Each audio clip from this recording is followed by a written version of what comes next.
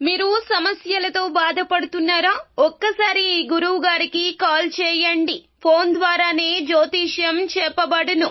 ప్రేమ, పెళ్లి, ఉద్యోగం, ఆరోగ్యం, వ్యాపారం, సంతానం, భార్యాభర్తల సమస్యలు, చెడు ప్రయోగాల్లో ఇలా ఎటువంటి సమస్యలకైనా ఈ గురువు గారు 100% పరిష్కారం చేయబడును. నమ్మకంతో కాల్ చేయండి. గురూజీ రామరాజు. Phone number 9849238801.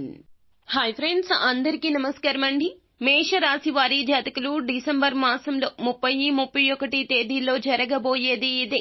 మీ యొక్క ప్రతి రహస్యం బయట పడకపోతే అప్పుడు అడగండి. ఏం జరగబోతుంది తెలియాలి అంటే వీడియోని పూర్తిగా చూడండి. అప్పుడే మేము ఏం చెప్పబోతున్నామో మీకు అర్థమవుతుంది. వీడియో నచ్చితే లైక్ చేయండి. మీ లైక్ మాకెంతో సపోర్ట్ అండ్ ఎంకరేజ్మెంట్ గా ఉంటుంది. ఇక ఆలస్యం చేయకుండా వీడియోలోకి వచ్చేద్దాము. ఈ రాశి జాతకులకు బంధు ప్రీతి చాలా ఎక్కువ. ఎదుటి వారి కష్టాన్ని చూసి చలించే తత్వం ఎక్కువగా ఉంటుంది. కొంతమందికి హామీలు ఇచ్చి చిక్కులు తెచ్చుకొని ఉంటారు. ముఖ్యంగా షూరిటీ సంతకాల విషయంలో ఈ రాశి వారు ఇక నుంచి అప్రమత్తంగా లేకపోతే మాత్రం జీవితంలో కోరి చిక్కులు తెచ్చుకున్నవారు అవుతారు. ఈ రాశి వారు ప్రజా సంబంధమైన వృత్తి వ్యాపారాల్లో బాగా రాణిస్తారు. చిత్ర విచిత్ర వ్యాపారాలు చేసే అవకాశం ఉంటుంది. అయితే ఈ రాశికి సంబంధించి ఎవ్వరికీ చెప్పని ఒక రహస్యం ఈ తేదీల్లో బయటపడబోతుంది.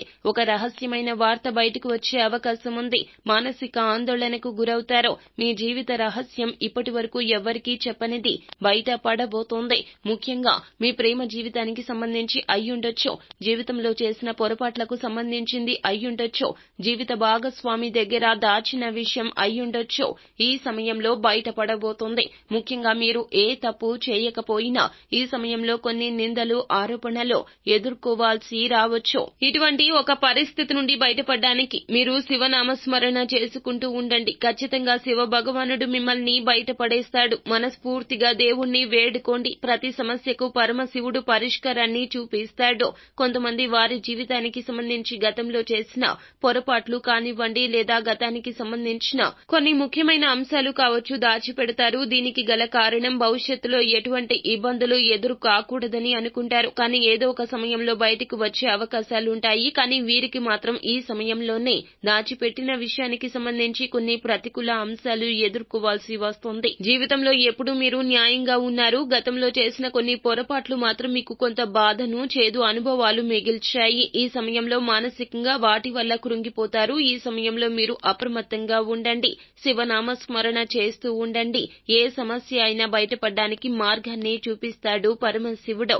శివ భగవానునికి శివాలయానికి వెళ్లి అభిషేకం చేయించుకోండి.